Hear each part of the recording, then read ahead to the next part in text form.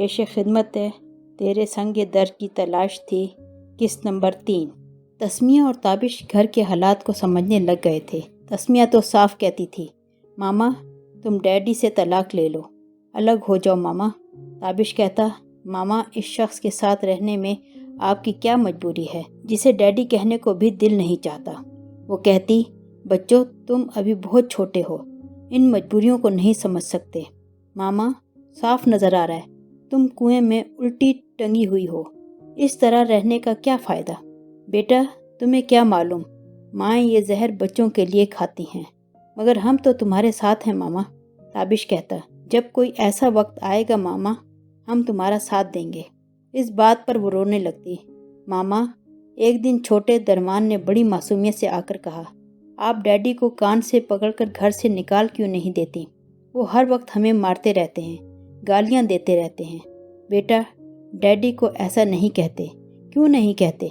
Daddy जो हैं तो वो मुझे हरामी क्यों कहते रहते हैं? बस बेटा तुम इनके सामने ना जाया करो। मामा ये घर तो आपका है, फिर डैडी हमें धक्के दे देकर निकल जाने को क्यों कहते रहते हैं? बेटा धक्के देने से कोई निकल नहीं जाता, तुम अपनी पढ़ाई की तरफ ध्यान दो, तुम्हें डॉक्टर बनना है। जी मामा, जब से आपने मुझे बताया है कि मेरे नाना जान की बड़ी ख्वाहिश थी कि आप डॉक्टर बन जाएं, तब से मैंने तहैया कर लिया है कि डॉक्टर ही बनूंगा। दिन सुलग रहे थे और रातें दहक रही थीं। वो अपनी मशीनरी सरपट के साथ कॉलेज के कामों में लगी रहती थी। इनकी कोशिशों से तहजीब कॉलेज की बड़ी मशहूरी हो गई थी। ये को एजुकेशन का कॉलेज था, इसका स्टाफ आला था और यहाँ स्टूडेंट को तालीम के साथ साथ बाकायदा तरबियत भी दी जाती थी और किरदार साजी भी की जाती थी। ग्रेजुएशन के बाद तलबा तालबात जो पेशा अख्तियार करना चाहते थे, इसमें इनकी रहनुमाई भी की जाती थी। आए दिन स्टूडेंट्स की तादाद बढ़ती जा रही थी, मुल्क के अंदर भी और मुल्क के बाहर भी। खसूसियत से मिडल ईस्ट से बहुत सी लड़कियां यहाँ पढ़ने आती थीं और हॉस्टल में रहती थीं।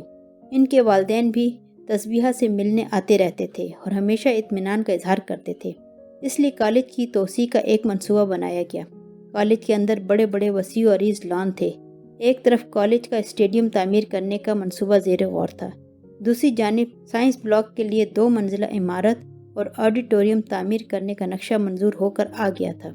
माहिरीन तामीरात और इंजीनियर से मुलाकातों का सिलसिला जारी था। तस्बीहा का अपना भी ये ख्वाब था और वो इसमें मगन हो गई थी। इसको घर बार का बिल्कुल होश नहीं रहा था।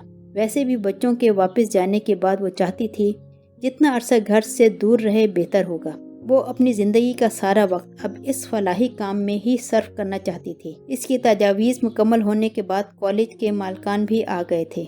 बजट पर काम होने लगा। तखमीना 50 करोड़ के लगभग लगाया गया। इसके बाद मुख्तलिफ कंस्ट्रक्शन कंपनियों से टेंडर तलब किए गए। एक कंपनी के टेंडर कसरत राय से मंजूर हो गए। अगले 3 माह के अंदर काम शुरू हो गया। साइट की सुपरविजन 4 सीनियर स्टाफ मेंबर्स के सुपुर्द की गई। यूं तस्बीहा की कोशिश बारावर हुई और इसके सर से एक बड़ा बोझ उतर गया। कॉन्ट्रैक्ट के मुताबिक इस इमारत को 1 साल के अंदर मुकम्मल होना था। यकायक कॉलेज के अंदर एक नया स्कैंडल सर उठाने लगा। जेमी गोइयाँ होने लगीं, सरगोशियाँ इल्ज़ाम बनने लगीं और अखबारात के रिपोर्टर बीच में कूद पड़े। किस्सा यूं हुआ कि सर्वे करने वाले स्टाफ ने पहले ये एतराज़ उठाया कि साइट पर नाकिस मटीरियल भेजा जा रहा है। फिर एतराज़ किया कि काम की रफ्तार सुस्त है और जब कंस्ट्रक्शन कंपनी के मालिक को रूबरू हाजिर होने का नोटिस दिया गया तो वो मुल्क से बाहर भाग गया और पेशगी वसूल की हुई रकम 7 करोड़ भी साथ ले गया। ये एक एटम बम था जो तस्बीहा के दिमाग के ऊपर फटा कि मधोर साहब ने कॉलेज के हेड क्लर्क और एक जूनियर प्रोफेसर की मिली भगत से पायदार कंस्ट्रक्शन कंपनी के नाम से एक कंपनी बना ली थी। तीनों हिस्सेदार बन गए और टेंडर मंजूर करवाने में भी इन प्रोफेसर साहब और हेड क्लर्क का हाथ था, वरना एक बिल्कुल नए नाम की कंपनी को जिसने के पाकिस्तान के अंदर कोई काम नहीं किया था और ये ठेका कैसे उसको मिल गया। जब ये बात खुली तो मधोर साहब सारा सरमाया लंदन मुंतकिल करके रातों रात लंदन भाग गए थे। अखबारात को और इलेक्ट्रॉनिक मीडिया को एक मौजू मिल गया। तस्बीहा रब्बानी के ज़ात पर हर जगह कीचड़ उछाला जाने लगा। इस बात पर कोई यकीन करने को तैयार नहीं था कि बीवी की बेखबरी में शौहर ने इतना बड़ा कदम उठा लिया। مگر کالج کے سب قریبی لوگ جانتے تھے کہ تسبیحہ ان سب باتوں سے لا علم تھی۔ کچھ لوگوں کو اس کے گھریلو حالات کا بھی علم تھا۔ جب چاروں طرف سے لعنت ملامت ہونے لگی تو تسبیحہ کا نروس بریک ڈاؤن ہو گیا۔ اسے ہسپتال داخل کرنا پڑا۔ رپورٹر وہاں بھی پہنچ جاتے اور طرح طرح کے سوالات کرنے لگتے۔ جب اس سے اس کے شوہر کا لندن میں پتہ ٹھکانہ پوچھا جاتا تو وہ لا علمی کا اظہار کر دیتی۔ اس پر اسے بھی بدعنوانی میں شامل کر لیا جاتا تھا۔ بالآخر ہیڈ کلرک کو گرفتار کر لیا گیا۔ چند دن جیل کی سلاخوں کے اندر اذیت سہ کر اس نے سچ اگل دیا کہ مدہوش صاحب نے اپنی بیوی سے چوری یہ منصوبہ بنایا تھا اور ہم سے قسمیں لی تھیں کہ ان کی بیوی کو کانوں کان خبر نہ ہو، ورنہ وہ ٹھیکے میں حائل ہو جائے گی۔ دوسرے وہ کہتے تھے کہ انہیں کنسٹرکشن کا بہت تجربہ ہے اور لندن میں وہ یہی کام کرتے رہے ہیں۔ انہوں نے ہم سے اس ضمن میں لاکھوں روپے قرض بھی لیے تھے۔ منافع پانے کی لالچ میں ہم نے ان کا ساتھ دے دیا۔ کالج کے اندر جو لوگ پرنسپل کی سیٹ حاصل کرنے کی دیر سے تمنائی تھے وہ تقاضا کرنے لگے کہ تسبیحہ کو سسپینڈ کر دیا جائے اور اس پر مقدمہ چلایا جائے، مگر مالکان کو چونکہ اس کی شریف النفسی اور بے گناہی کا یقین تھا، اس لیے انہوں نے مشورہ دیا کہ وہ از خود مستعفی ہو جائے۔ اس کے سوا اور کوئی راستہ نہیں تھا۔ جس کیریئر کو اس نے اپنی ساری رہنائی اور توانائی دے دی تھی، جو اس کا تابناک ماضی تھا، اس کو ایک شرمناک احساس کے ساتھ چھوڑنا پڑا۔ استعفیٰ دینے کے بعد مدیحہ آئی اور اسے اپنے ساتھ قطر لے گئی۔ اس کی ذہنی حالت ایسی نہیں تھی کہ اسے پاکستان میں تنہا چھوڑ دیا جاتا۔ البتہ درمان کو میڈیکل کالج کے ہاسٹل میں داخل کرا دیا گیا۔ 2 سال تسبیحہ قطر میں اپنی بہن کے پاس رہی۔ جب اس کی ذہنی حالت ٹھیک ہو گئی تو اس نے ایک غیر ملکی کمپنی میں 2 سال کے کانٹریکٹ پر ملازمت کر لی، کیونکہ فارغ بیٹھ کر وہ اور بھی پریشان ہو جاتی تھی۔ اسی اثنا میں تسمیہ نے گریجویشن کر لیا۔ اس کی کلاس میں مراکش کا ایک مسلمان لڑکا پڑھتا تھا۔ دونوں شادی کرنا چاہتے تھے۔ تسبیحہ نے کوئی ضد نہیں کی، سادگی سے شادی کر دی۔ وہ دونوں نئی زندگی کی شروعات کے لیے آسٹریلیا چلے گئے۔ تابش مزید تعلیم کے لیے جرمنی چلا گیا۔ اسے اسکالرشپ کی آفر آئی تھی۔ اگلے سال اس کو جاب مل گئی اور اس نے اپنی پسند سے اور ماں کی اجازت سے ایک جرمن لڑکی جولیا سے شادی کر لی۔ اب تسبیحہ کے ذہن سے بہت سے بوجھ اتر گئے تھے اور ذہن کے زخم بھی بھر گئے تھے، اس لیے اس نے پاکستان واپس جانے کی ضد کی۔ بہنوں نے بہت سمجھایا مگر وہ نہیں مانی۔ وہ کہتی تھی میں پاکستان کے علاوہ کہیں نہیں رہ سکتی۔ پھر اسے ہر وقت درمان کا خیال رہتا تھا۔ گو وہ چھٹیوں میں آ جاتا تھا، مگر وہ کہتی اب میں سارا وقت اپنے چھوٹے بیٹے کے ساتھ گزارنا چاہتی ہوں، جسے باپ کی طرف سے نفرت ہی ملی تھی۔ پاکستان آ گئی، ابو جی والا گھر خالی کرا کے وہاں رہائش اختیار کی۔ درمان ہاسٹل سے اس کے پاس آ گیا تھا۔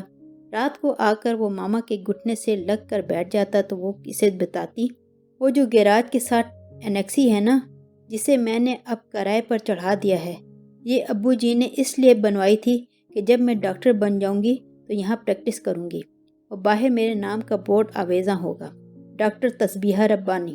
تب درمان جذباتی ہو کر کہتا ماما میں نانا جان کی یہ خواہش ضرور پوری کروں گا انشاءاللہ۔ ایک دن یہاں حسین ربانی جونیئر کا بورڈ لگے گا۔ بیٹا، ایک دن تسبیحہ نے سنجیدگی سے پوچھا، میں نے تمہارے نام کے ساتھ تمہارے ڈیڈی کا نام نہیں لگایا، تمہیں برا تو نہیں لگا؟ نہیں ماما، اگر آپ نے ڈیڈی کا نام لگا بھی دیا ہوتا تب بھی میں اپنے آپ کو ڈاکٹر ربانی ہی کہلاتا۔ جس باپ نے مجھے قبول نہیں کیا، ہمیشہ گالیاں دیں اور دھتکارا ہے، دھکے مارے ہیں، میں اس کا نام کیوں اپنے نام کے ساتھ لگاؤں؟ پاکستان میں آ کر تسبیحہ نے اپنی زندگی کی دوبارہ شروعات کی۔ نوکری سے اب وہ بیزار ہو گئی تھی۔ اس نے نصاب کی کتابیں معاوضے کے عوض لکھنے کی آفر قبول کر لی۔ کئی کتابوں کا انگریزی میں ترجمہ کرنا شروع کر دیا۔ تب اس کے پاس اتنا کام اکٹھا ہو گیا کہ اسے سر اٹھانے کی فرصت نہ رہی۔ کام کرنا اسے پسند تھا۔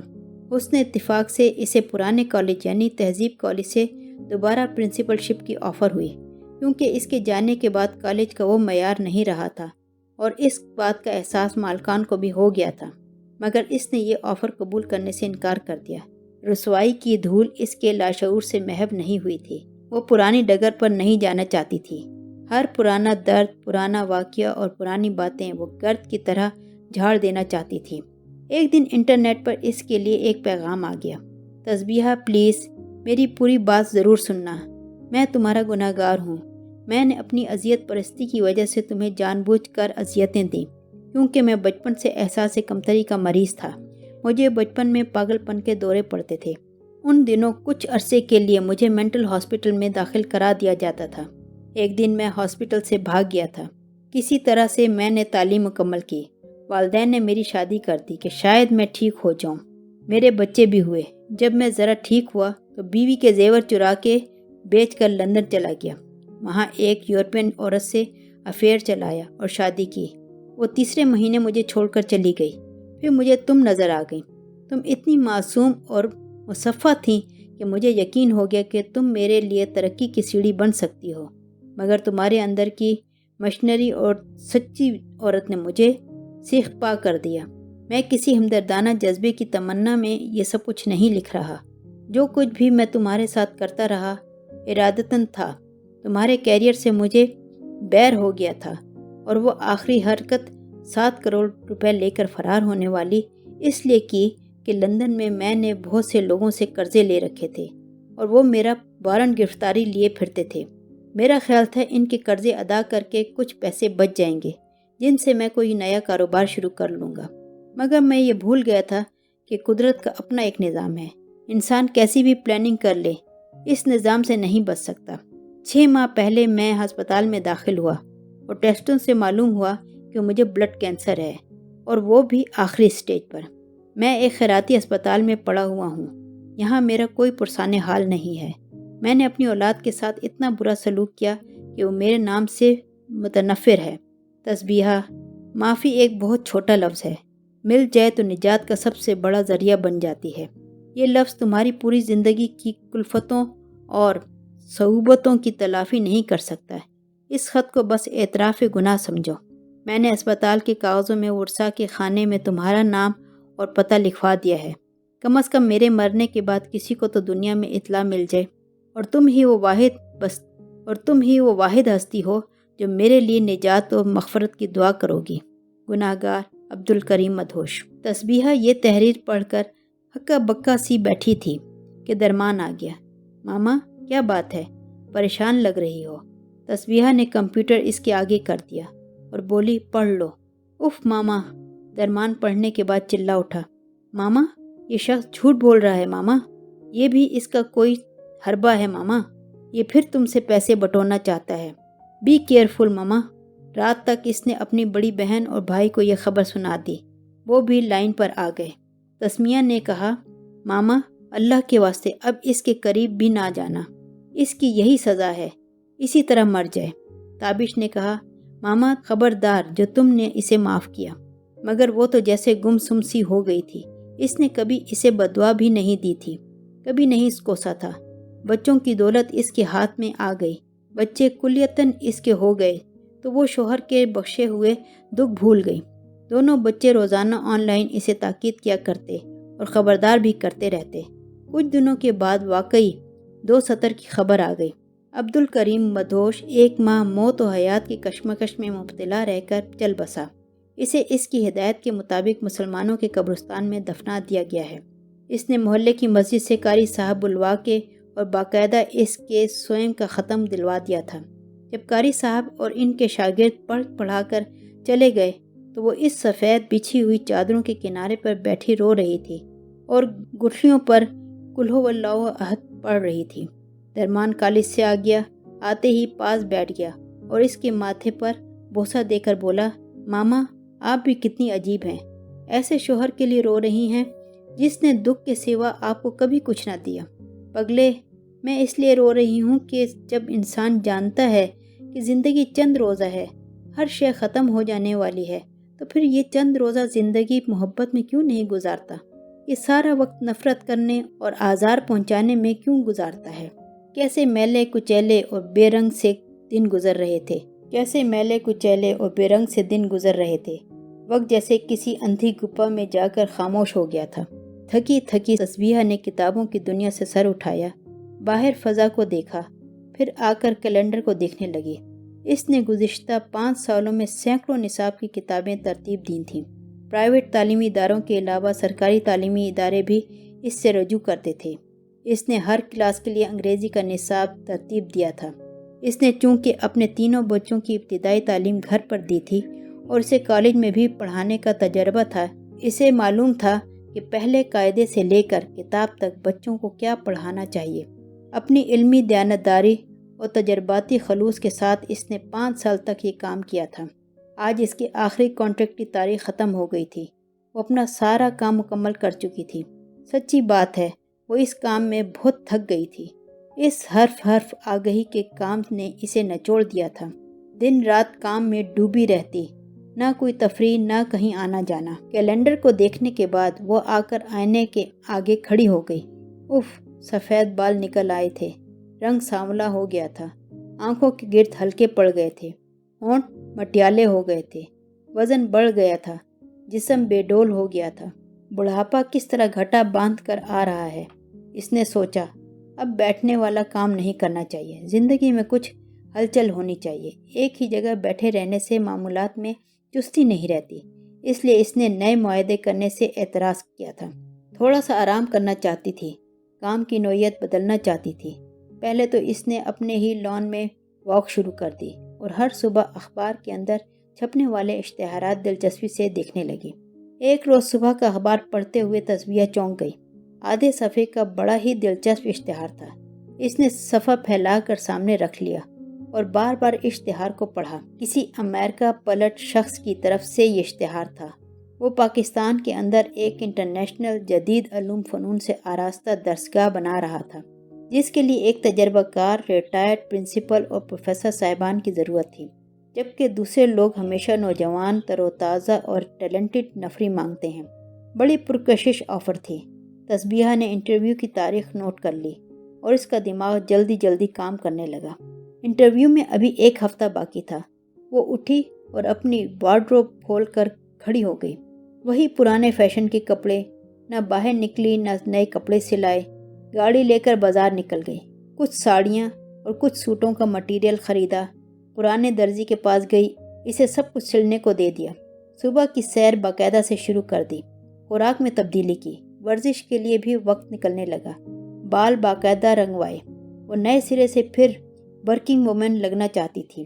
یوں بھی جب زندگی میں انجماد پیدا ہو جائے تو اپنا طرز زندگی بدل لینا چاہیے۔ وہ اس نقطے کی قائل تھی۔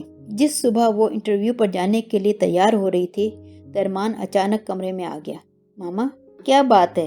ارادے خطرناک لگتے ہیں، یہ سج دھج، یہ خوشبو، یہ ساڑی، کمینے۔ وہ اسے کنگھی سے مار کر بولی، ایک انٹرویو کے لیے جانا ہے۔ گھر بیٹھ کر میں بالکل نکمی لگنے لگی تھی، اب چاہتی ہوں کیریئر وومن بن جاؤں۔ میں سمجھا شاید کوئی نیا پروپوزل آ گیا ہے۔